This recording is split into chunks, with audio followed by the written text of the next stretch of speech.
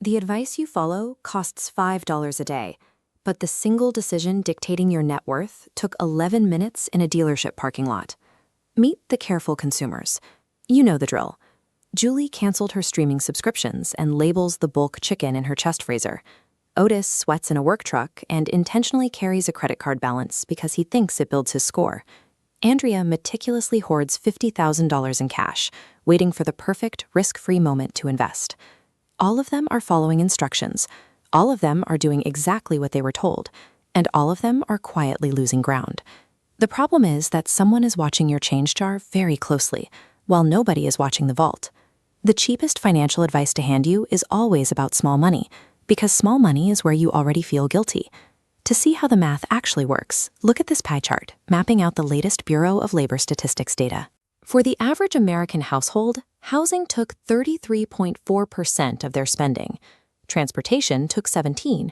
Add those together, and 50% of everything you earn is gone before you buy a single thing you can actually call your own. Down here, entertainment is just 4.6%. Half your money goes to just 2 decisions, yet almost every piece of financial media you consume is aimed at the other half. It is simply much easier to write 100 articles lecturing you about your morning coffee than to write one honest article about your truck. The guilt is intentional. It keeps you focused on the smallest slices, so you ignore the structural traps designed to extract your wealth. Let's start with Otis and his credit card, because this myth dies the fastest. Carrying a small balance does not build your credit score. It never did. Nearly half the country pays a monthly fee for a service that was never even switched on. This equation shows exactly how FICO calculates the amounts owed portion of your score.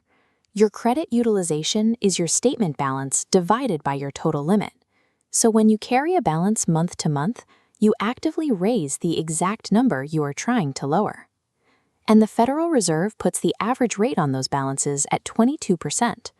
Otis is paying over $400 a year for a gym membership that doesn't exist. Then we look at his driveway. Experian data puts the average new car payment near $770 a month. Over a third of those new loans are now stretched past 6 years, meaning the loan easily outlives the owner's interest in the car itself. Let's run the math on Otis's payment. $767 a month, invested at 7% for 30 years, becomes roughly $935,000.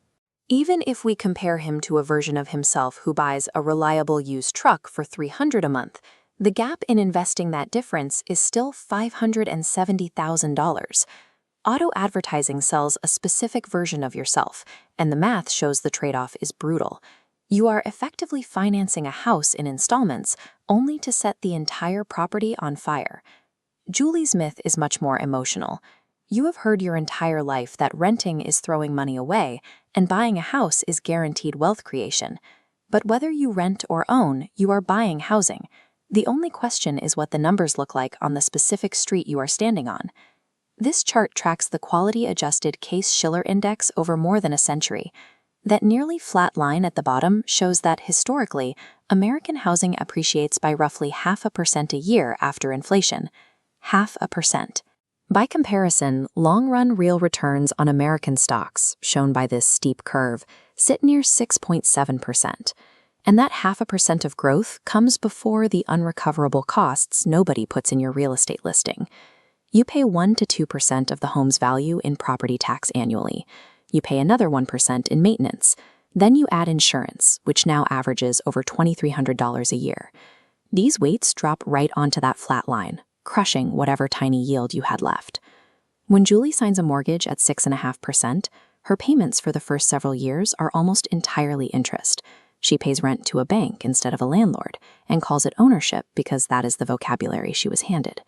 Homeowners usually end up wealthier than renters, but not because a house is a high-yield asset. A mortgage is simply a forced savings plan you cannot skip, and it freezes your housing costs against inflation. That is a massive behavioral benefit, but it is not the financial argument actually made to Julie. Then we have Andrea, waiting with her $50,000 in cash for the market to calm down. Since 1928, the median one-year gain after an all-time high is 9.6%. After a day that was not a record high, it is 9.5. 9.6 versus 9.5. The penalty for buying at the absolute top mathematically does not exist. Waiting for a dip is dangerous because the stock market's absolute best days live inside its worst months. Over roughly 7,500 trading days in a 30-year period, an investor who missed just the 30 best days saw their annualized returns drop from 8.4% to 2.1%. Andrea's caution is costing her thousands, and she will never receive a receipt for it. But this brings us to the industry that terrifies investors into paralysis. You've heard the statistic that the average investor vastly underperforms the market. It turns out the math behind those studies was deeply flawed. The real wealth drain isn't your behavior. It is the active fund manager charging you a fee to fix it. Look at this scoreboard from the S&P SPIVA report. It tracks 22 categories of American equity funds over 15 years. Ask the data how many categories had a majority of their active managers persistently beat a simple index fund. The answer isn't a small number. The answer is 0. A $500,000 portfolio, left alone in an index fund for 30 years, finishes near $3.8 million. If you pay a professional a 1% management fee to pick your stocks, you finish near $2.9 million. That one tiny percentage point takes $820,000 away from you. Active fees are the perfect crime. A thief breaks into your house, takes something you already own, and you notice.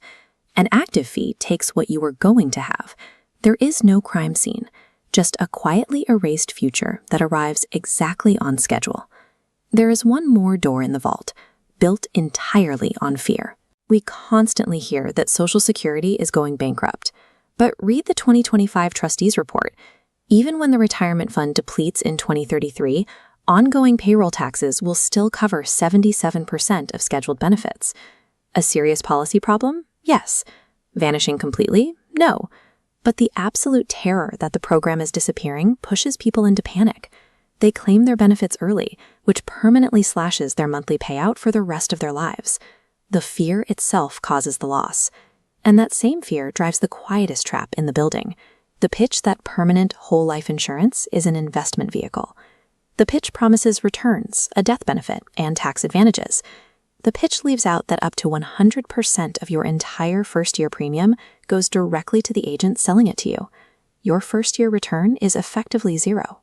If you took the difference between an expensive whole life premium and a cheap term policy, and invested that $375 a month yourself, you would have roughly $440,000 after 30 years. The cash value of the whole life policy on those exact same contributions yields about half that. While permanent insurance has niche uses for estate planning, for a typical worker, it functions as a product designed to enrich the person sitting across the table from you. There is one detail we have to admit. The math behind the famous latte factor actually holds up. $5 a day, invested at 7% over 30 years, does equal about $184,000. It is a real number. But look at this scale. On one side, we place 30 years of strict daily discipline, decades of denying yourself small comforts to save that $184,000. On the other side, we place Otis's one conversation about a truck, losing $570,000.